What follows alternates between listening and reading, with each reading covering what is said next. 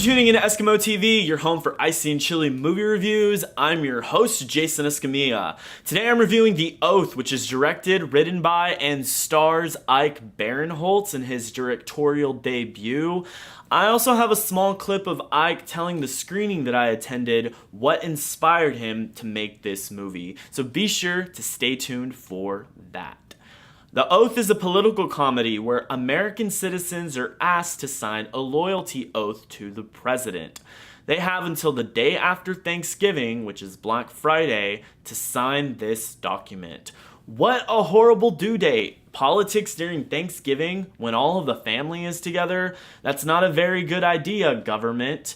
This creates drama in Chris and Kai's household, who are portrayed by Barinholtz and Tiffany Haddish. As family members erupt with rage towards each other, this movie dramatically shifts when two agents, played by John Cho from Searching and Billy Magnussen, who was recently in Game Night, show up to ask Chris some questions about his decision to not sign the oath. The Oath aims to show the negative effects of political arguments and the division that it can cause.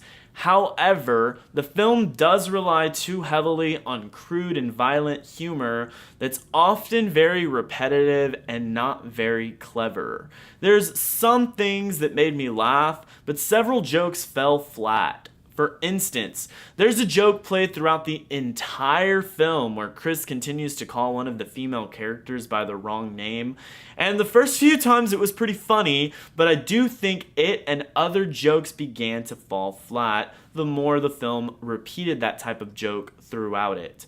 Most of the comedy for the first part of the movie results from family having political arguments with one another, and then the film takes a wild turn when the two agents show up. A turn I was not prepared for, and it completely surprised me.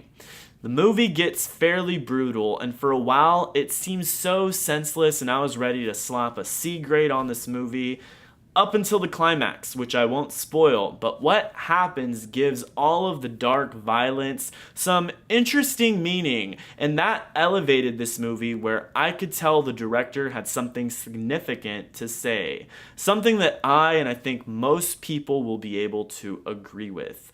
Here's a short clip that I took of Ike Barinholtz explaining what inspired him to make this movie.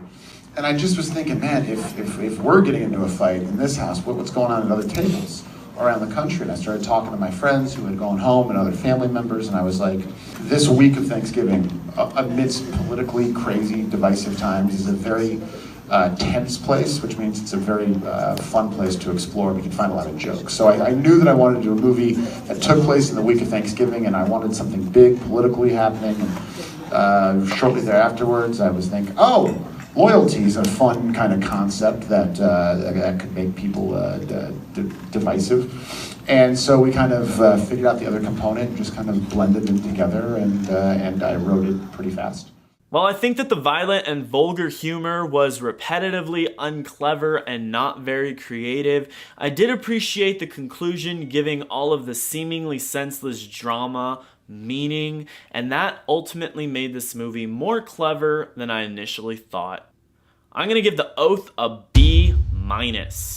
I love talking about movies, but one thing I love more is talking about movies with you. So if you have a question or opinion that you'd like to share regarding The Oath, leave a comment so we can have an ongoing conversation. You can also follow me on social media. I'm on Facebook, Instagram, and Twitter at Eskimo TV. If you enjoyed this review, make sure you click right here and subscribe for more icy and chilly Eskimo TV reviews.